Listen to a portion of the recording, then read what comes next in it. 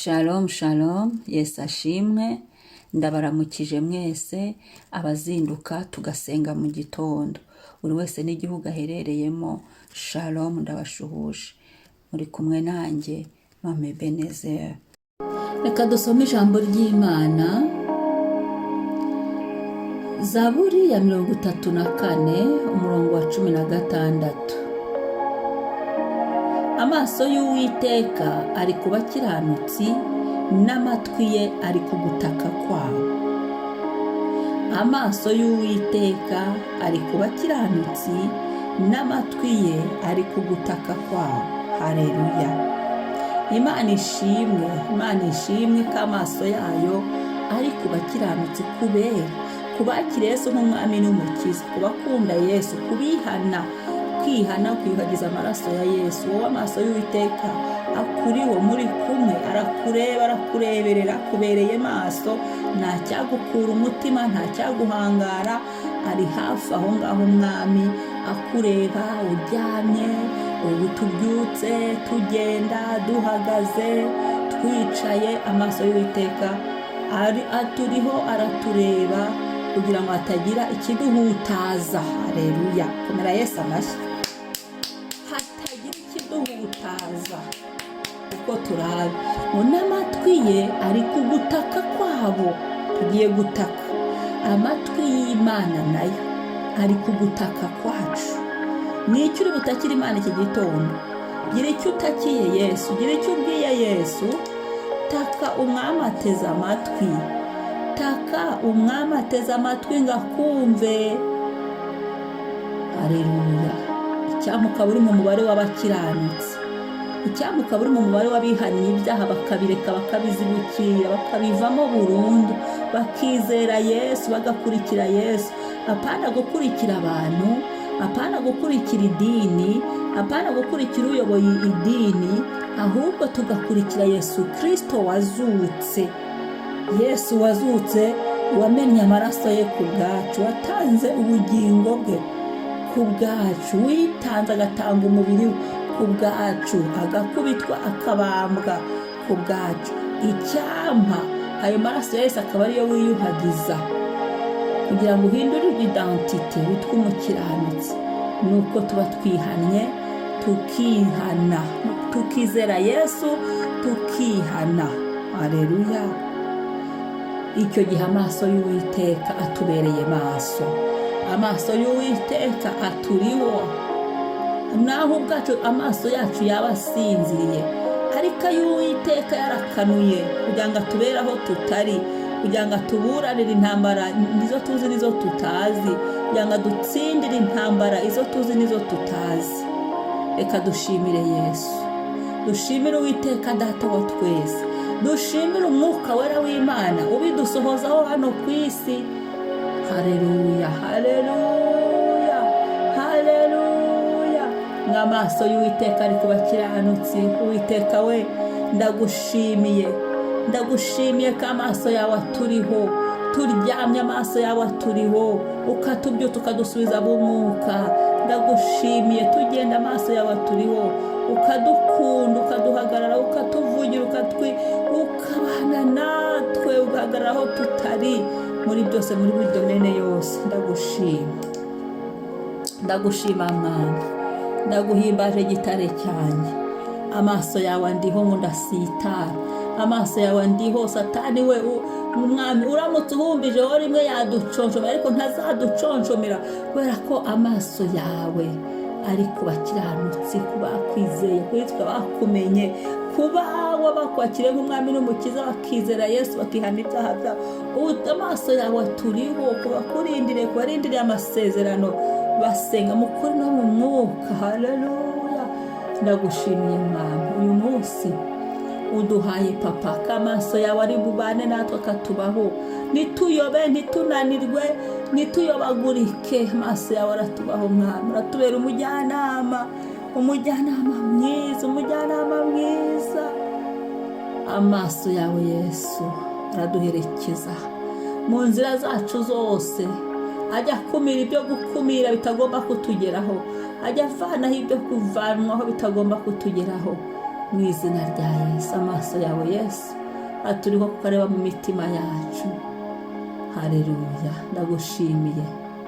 Ndagushimiye mwami, ngo amaso y'Uwiteka ari ku bakiranutsi, amatwi yari kugutaka kwabo mwami.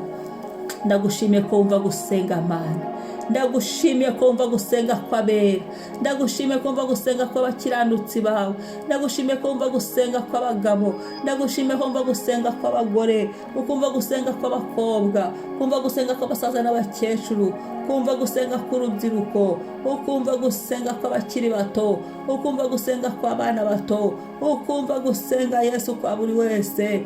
Ushimwe ko wumva gutaka, icyo dusaba ni ugukiranuka. Umva gutaka kwacu Mana, ndabigushimiye. Igitondo turatatse, nyuma yo kugushimira ko amaso yawe aturiho, twabikubwiye mwami ngo amaso yawe akore muri buri saha yose y'uyu munsi. Haleluya. Arebe naho tutareba. Haleluya. Avuguruze ibyaturebaga nabi, amaso yawe avuguruze ibyaturebaga nabi. Haleluya. Hindukiza amaso y'inkozi z'ibibaho zatukoreraga nabi, azirukane. Amaso yawe abirebe bihunge, abirebe bitinye, abirebe byari biduhagurukiye mu izina rya Yesu. Muri uku kwezi amaso yawe abirebe, binde umushyitsi, abarebe batagomba kutureba, itagomba kutureba, ibyo byose bijye kure yacu mu izina rya Yesu. Yesu ndagushimiye. Kristo ni wubahwe, Kristo ni usingizwe, Kristo uri mwiza, Kristo ni wamamare. Ndagushimiye amatwi yawe ari kugutaka kw'abawe. Shimwa mwami, ndagutakiye Mana iki gitondo, ndagutakiye Papa. Umva gutaka kwanjye, umva gutaka kwanjye mwami. Iki cyumweru ndagutakiye, ukorane nanjye, ubane nanjye muri buri gahunda yose.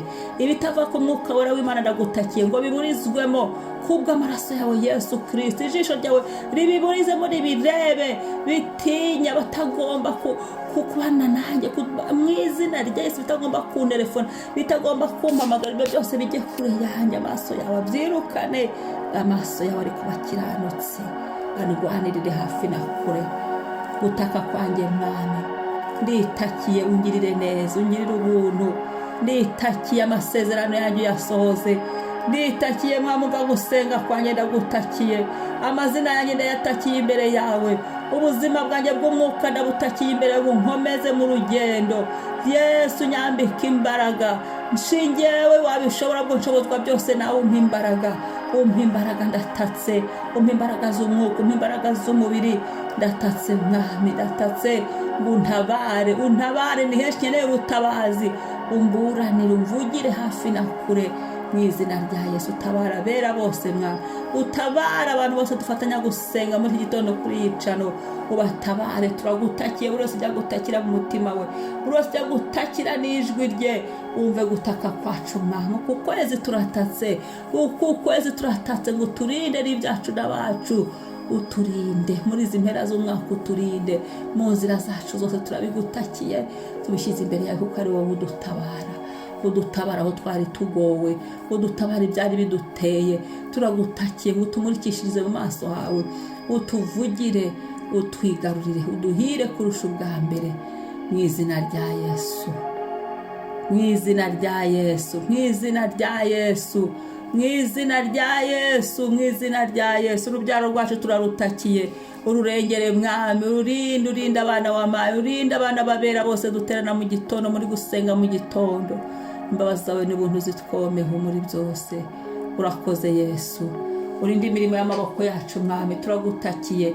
Abadafite akazi ubaha akazi, turagutakiye. Ashaka guhindurirwa imirimo, turagutakiye gutugirire neza mu izina rya Yesu. Abikorera turagutakiye, uduha umugisha, uduha umugisha, uduha umugisha iki cyumweru, uduha umugisha uku kwezi, uduha umugisha uyu munsi, uduha umugisha mu nzira zacu zose. Ibyo twiyemeje gukora byose bihabwa umugisha, bihabwa umugisha, bihabwa umugisha, bihabwa umugisha mu izina rya Yesu. Vunagura amaboko yose y'abashuri, ibyatugenza ngo bigenze mu mirimo y'amaboko yacu.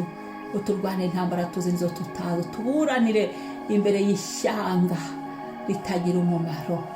Uvuguruza inama z'ababi mu izina rya Yesu. Uyu munsi turambitse mu biganza byawe, turatatse ngo turengere n'ibyacu n'abacu, uturinde nk'imbonyi y'ijisho, uko imisozi igose Yerusalemu witeka utugote, icyo duhaze n'agasuzuguro k'abaruhukiye mu mahoro, ukadukize turagutakiye, icyo duhaze n'abiyita bawe kandi atari bo, ibyo byose turabigutakiye imbere yawe, turavuze ngo udutabare umubisha ko gutabara kwawe ko kutameze nk'ukw'abantu, mu izina rya Yesu turagutakiye ngo wibuke amasezerano y'abanyamasezerano, turagutakiye ibuka amasezerano, wibuke ibyo wavuganye natwe mwami mu nzozi, wibuke ibyo wavuganye natwe mu mayerekwa, twibuke mwami ubisohoze, turabizi neza ko wabivuze kandi ukaba utabeshya, ariko byambika umubiri, byambika umubiri, byambika umubiri, byambika umubiri, byambika umubiri, tubeho tugubwe neza mwami.